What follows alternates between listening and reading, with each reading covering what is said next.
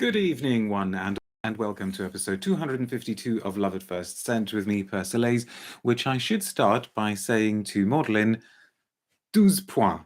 But you don't actually, you get 10 points, don't you? Because you got the second comment. 12 points today goes to Woozy. I love the comment. Maudlin is just saying that you thought you sounded like a Eurovision host because you said good evening from Denmark. Congratulations to Woozy for getting the first comment. You're all very welcome. Stephanie's saying hello from NYC. You're welcome too. Anne Mika is saying hi from the Netherlands. And Claire Zimberlin is saying, waiting for Persolaise. It's a fun kind of anticipation. Hello from Manchester, UK. And Arthur is saying hello from Brussels as well. You're all very, very welcome, whether you're watching the live or you're watching the recording. Usual things to get out of the way. If you would like to leave a comment, ask a question, I don't mind whether you do it in the live or you do it in the recording. I try to answer all of the comments usually within about a day of receiving them. If you haven't already subscribed to my channel, please do think about doing so, and please do also consider supporting my work on Ko-fi, and you will find information on all of that in the video link below. But for the benefit of those of you who are watching live, I should give you a rough idea of what the plan for today is. All being well, we're going to do 3 short back-to-back videos, each one on a different perfume. We're going to start with a pretty new release. Then we will come back with one from just a few months ago, so it still counts as a newish release. And then for the final video, we're going to do a classic, which is celebrating a big anniversary this year. So see if you can stay tuned for those. What's everybody else saying? Rich Mitch is saying hello to you. So, you may have something to do with the final video, but I'm not saying any more. Were you wearing a different outfit in the thumbnail, says Gavin? No, not possible, because the picture for the thumbnail was taken just about 20 minutes ago, and I have not changed in the last 20 minutes. Tiberius says, good evening, Persolaise, and good evening to everyone watching from Bonnie, Scotland. Miguel says, excited to see you live again.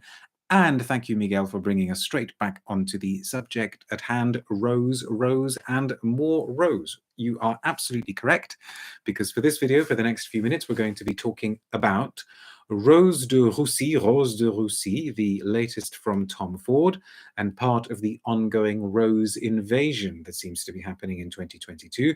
You may remember in the last video, I talked about L'Artisan Parfumeur's new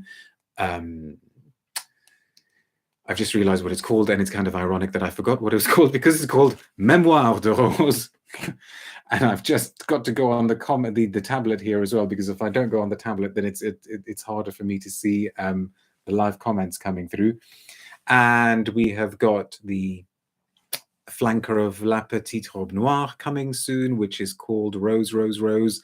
And Tom Ford is giving us 3 roses in one go.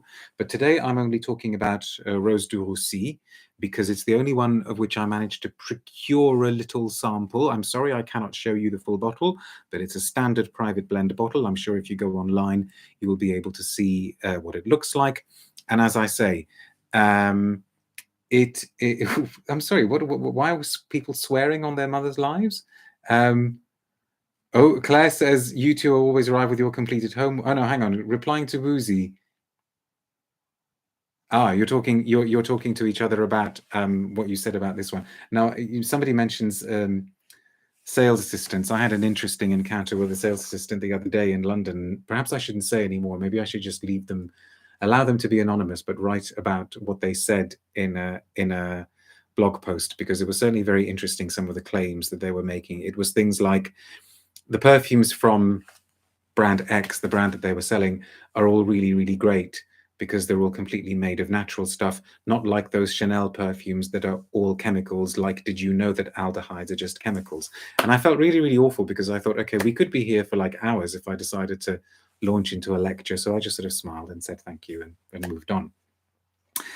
So 3 roses from Tom Ford. There is a Rose d'Amalfi, there is a Rose de Chine, and this is Rose de Russie. And the names are quite well chosen, because they give you a sense of at least what the roses are trying to be. So Rose de Russie is a leathery rose, trying to be a leathery rose. Rose de Chine is a kind of gentle pink floral rose. It's actually meant to be linked with peony. And Rose d'Amalfi is a sort of citrusy cologne-like rose. I have smelt the other two, but only within the context of a busy shop. And so there is no way that I can come to a kind of final judgment or conclusion about them. But I have to say that, and I absolutely did not see this coming, but the one that sort of intrigued me the most in a way was the straight up and down floral one, the Rose de Chine. And you know, do not hold me to this, and do not quote me on this, because I would need to go back and smell it properly and wear it. But there was something about the link of the rose with the peony, which is a flower that is not a million miles away from rose, that just felt really, really convincing and gentle and unforced and delicate and suitably petally and dewy. And I really, really quite liked it at first sniff. I thought the cologne one, the Rose d'Amalfi, was trying a little bit too hard to do the kind of modern citrus cologne thing. But this is the one that I've got a sample of, okay? Rose de Russie, which I've now worn a couple of times, as in upon my person, on skin. Tom, Tom, that was, well, I need to say hello to Tom. Hang on, I hope I'm not getting my Toms mixed up. Am I getting you mixed up, Tom, with the, because I'm just thinking, was it Tom Wilkinson or Tom with a different surname, who very, very kindly stopped me on the streets of London and said hello? Because if it was you, then the incident that I'm talking about happened literally a few minutes before before we bumped into each other. This is really, really annoying, and now I can't go on the comments of any of the other videos to see which Tom it was. But to the Tom who, no, not me, but that would have been a coincidence. No, okay, it was another Tom. So special shout out to Tom, who very, very, very kindly stopped me on the streets of London the other day and said, "Is it Persolaise?" To which I could only say, yes, it is. But if you're watching this, thank you very much for stopping me and saying hello. And then I kind of very rudely straight away pounced on him and said, "I am now going to have to kill you, because this is Madame Persolaise, and now that you've seen her, you need to be killed." So I think he kind of looked at me and thought, perhaps I better not have stopped. But anyway, we need to move on. So Rose de Russie, I've enjoyed wearing, but it certainly sent the neurons and the synapses firing off in all sorts of different directions, because I thought, oh, it's interesting. It's interesting that Tom Ford are doing this scent now. Why is it interesting? Because you're saying, if I'd seen you, Mr. P, I would faint. No, you wouldn't. Hopefully you would just stop and say hello. Please say hello, because you guys will see my face and hear my voice, but I have not seen the vast majority of you, and so it would be great to be able to actually say hello to you. Why is this interesting? It's interesting because a leather note that it uses to place alongside the rose is actually quite an old school, retro-y sort of leather, in the manner of Piguet's Bondy, of course composed by Germain Cellier, which means that it is based quite strongly on the dark, claw-bearing, teeth-bearing, gnarling, growling quality. I've just seen your comment, Ruzi, quality of isobutyl quinoline. But what's interesting about that is that it's been only, what, 2 and a bit years, or is it nearly 3 years, that Frederic Malle, which of course is also an Estée Lauder brand, same as Tom Ford, Frederic Malle released Jean-Claude Eleanor's Rose et Cuir, Rose and Leather, which also made strong use of those very same sort of dark, carnal, dangerous, muscular qualities of isobutyl quinoline. So interesting that, you know, did Rose and Cuir do very, very well? As far as I'm aware, it did do extremely well. Certainly the people that I introduced it to, or have introduced it to over the years, have really, really liked it. The ones that can't take vetiver have immediately sort of said, okay, I can see this is an interesting scent, but I don't want to have anything to do with it.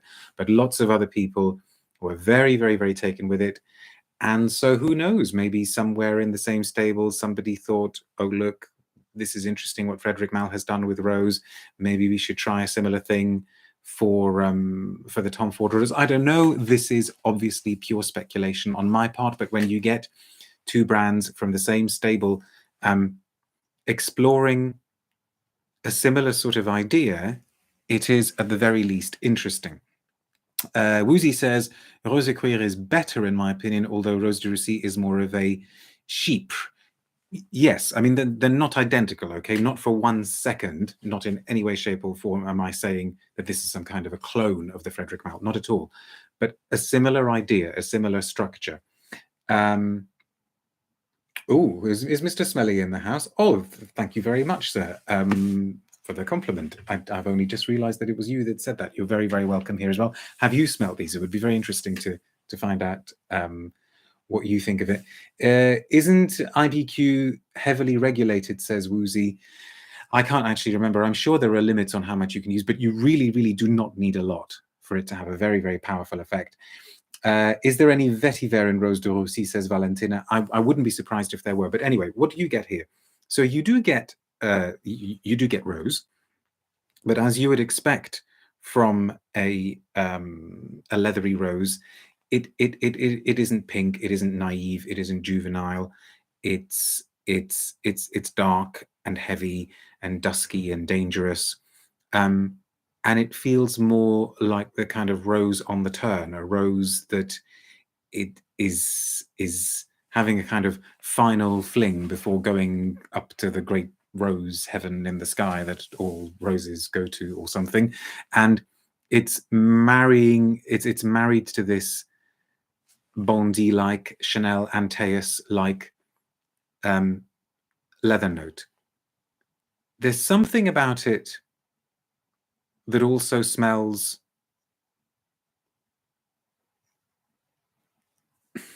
I was going to say rough. I will say rough, but of course in perfumery, rough, especially amongst us scent geeks here, rough can be pretty good, right?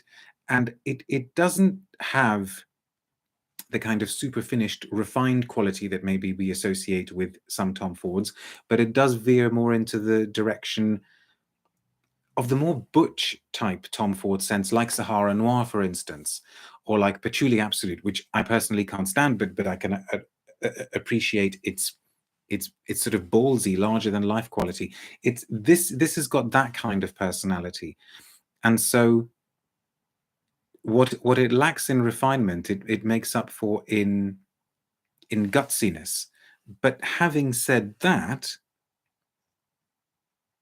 you may have wanted it to not hold back at all and maybe be just that tiny little bit louder and more in your face, like Antaeus, like Bondi. But maybe that was the idea. Maybe the idea was to do that sort of a rose,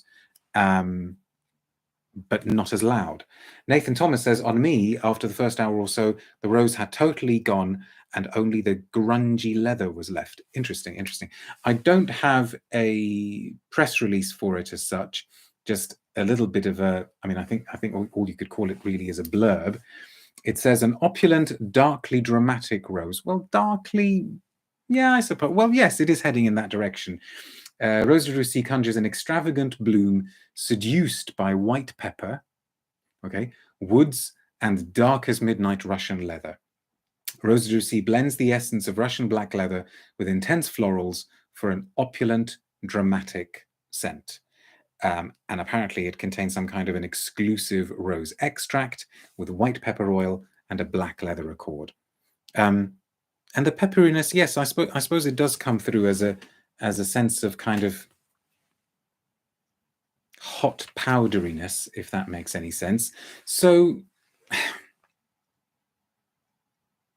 I was expecting to come across as a bit more suede-like with its name. I thought, okay, so is it going to be Tom Ford's take on Chanel's Cuir de Russie, which of course is based more on birch tar, but it isn't like that at all. You've got to be thinking Bondi, you've got to be thinking Antaeus, but It's certainly interesting. It's certainly interesting, and I want to give it more wearings. But the one that I would actually like to come back to is the Rose de Chine, because that's the one that's actually stayed in my mind a bit more. Maybe this one's a little bit more predictable. Whereas the China focused one was somehow a lot less fakey and synthetic-y smelling than I thought it would be.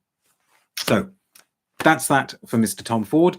We will be back in a few minutes with something new from Penhaligon's. So stick around if you can. See you soon.